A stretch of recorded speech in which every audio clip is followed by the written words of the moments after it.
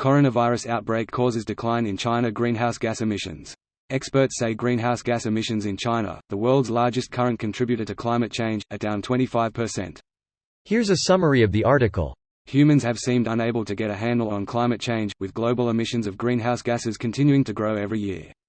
Experts say greenhouse gas emissions in China, the world's largest current contributor to climate change, are down 25% in recent weeks as the country conducted a massive societal intervention to stop the spread of the virus.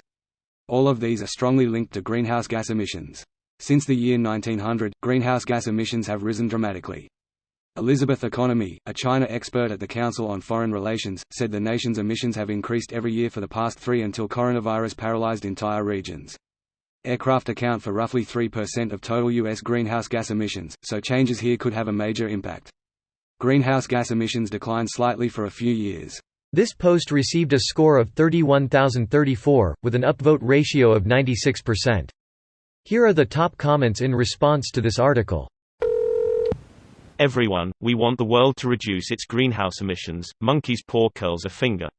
Over the next 100 years, we will see APPX1b Chinese people, followed by approximately 1.5b Indian people, followed by about 2b Africans enter the lower, middle class, as the populations grow. What happens when people enter the lower, middle class? Their carbon intensity goes up by 100x to 1000x. The real answer is that we need to be dedicating massive resources to redirecting the path of economic development, such that approximately 5b people can industrialize without ramping up their carbon intensity. So we need improved solar, battery tech, stable electric cars coupled with stable, large-scale power generation, etc. etc. etc. The only solution is to switch sources of baseload power somehow before that occurs, and develop the know-how to make it accessible to the people coming up out of poverty. The good thing is that China, and to some extent India, is actively building nuclear power plants. A whole bunch of them, actually. Uranium is still better than coal, but AFAIK there's been no progress in the front of thorium, breeder, molten salt reactors, that would be world-changing. They are building, at least prototype, ones in China, last I heard. Not just those novel nuclear power plants, but also fourth-generation nuclear power plants. China's political system seems well suited for developing that kind of energy infrastructure. Yep, it's not that their system is amazing, but when you don't have a democracy drowning in lobbying for private interests, and you have people deciding policy in line with mainstream science, you actually get results. And then the West attacks them anyway. So quick to point the finger to others.